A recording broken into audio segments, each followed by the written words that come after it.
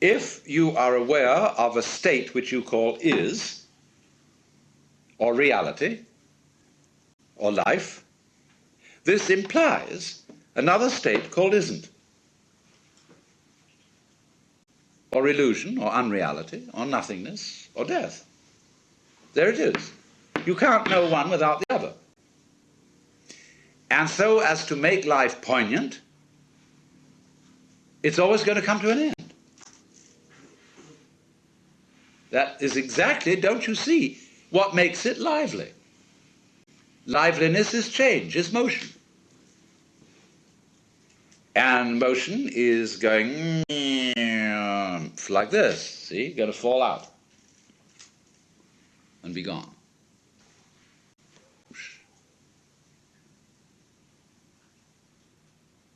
So, you see, you're always at the place where you always are. Only it keeps appearing to change. And you think, wowee, a little further on we'll get that thing. I hope we don't go further down so that we lose what we already have. But that is built into every creature's situation, no matter how high, no matter how low. So, in this sense, all places are the same place. And the only time you ever notice any difference is in the moment of transition. When you go up a bit, you gain. When you go down a bit, you feel disappointed, gloomy, loss. You can go all the way down to death. Somehow, there seems to be a difficulty in getting all the way up. Death seems so final. Nothingness seems so very, very irrevocable and permanent. But then if it is, what about the nothingness that was before you started? So don't you see, what we've left out of our logic, and this is part of the game rule of the game that we are playing, the way we hoodwink ourselves is by attributing powerlessness to nothingness. We don't realize that is a complete logical fallacy. On the contrary, it takes nothing to have something. Because you wouldn't know what something was without nothing.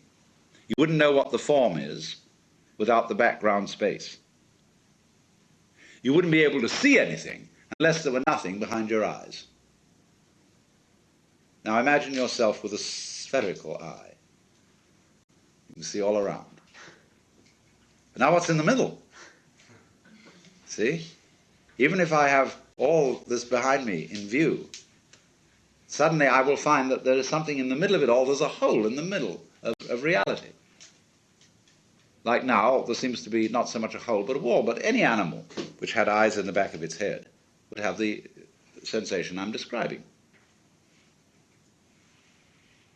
Now, you may say to me, well, all that's wishful thinking. Because when you're dead, see? Now, wait a minute. What's that state of consciousness that talks in that way? This is somebody saying something who wants to make a point. Now, what point does that sort of person want to make? Like when you're dead, see? Why, that's one of the people who want to rule the world. It's to frighten you about death. Death is real, see? I mean, don't indulge in wishful thinking. All you people who dream of an afterlife and heavens and gods and mystical experiences and eternity, oh, you're just wishy-washy people. You don't face the facts. What facts? How can I face the fact of nothing, which is by definition not a fact? You see? All this is twaddle, from whichever way you look at it. So if you really go the whole way and see how you feel at the prospect of vanishing forever, of all your efforts and all your achievements and all your attainments turning into dust and nothingness, what is the feeling? What happens to you? It's a curious thing that in the world's poetry, this is a very common theme. The earthly hope men set their hearts upon turns ashes, or it prospers, and anon, like snow upon the desert's dusty face, lighting a little hour or two, is gone. All kinds of poetry emphasizes the theme of transience. And there's a kind of nostalgic beauty to it. A banquet hall deserted. After the revelry, all the guests have left and gone their ways, and the table with overturned glasses, crumpled napkins, breadcrumbs, and dirty knives and forks lies empty. And the laughter echoes only in one's mind.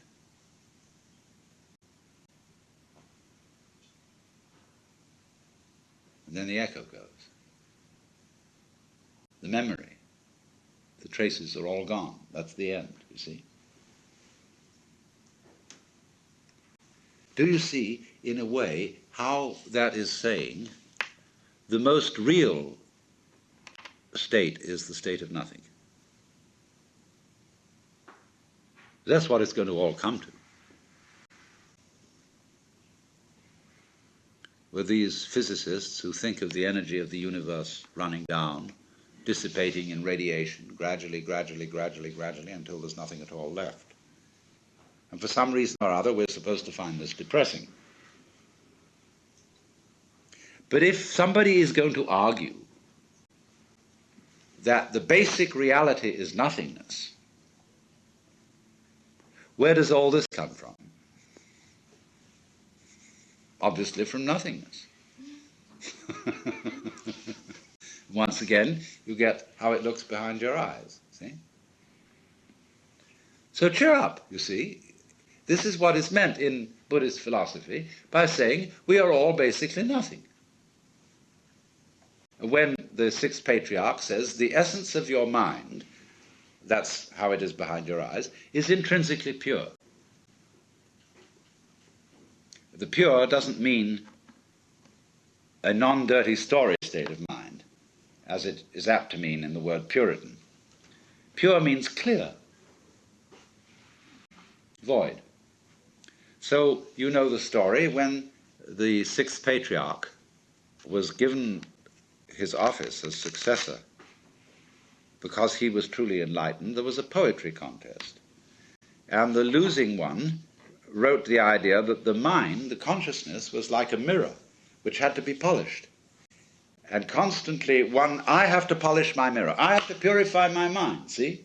So that I'm detached and calm and clear-headed, Buddha. But the one who won the contest said, there is no mirror. And the nature of the mind is intrinsically void. So where is there anywhere for dust to collect? See? So in this way, by seeing that nothingness is the fundamental reality, and you see it's your reality, then how can anything contaminate you? All the idea of your being scared and put out and worried and so on is just nothing. It's a dream. Because you're really nothing. But this is the most incredible nothing. And the sixth patriarch, likewise, went on to contrast emptiness of indifference, which is sort of blank emptiness. See? If you think of this nothingness as mere blankness, and you hold on to the idea of blankness, and kind of grisly about it, you haven't understood it. He said nothingness is really like the nothingness of space, which contains the whole universe. All the sun, moon, and stars, and the mountains and rivers, and the good men and the bad men, and the animals and the insects, the whole bit, all are contained in void. So out of this void comes everything, and you're it. What else could you be?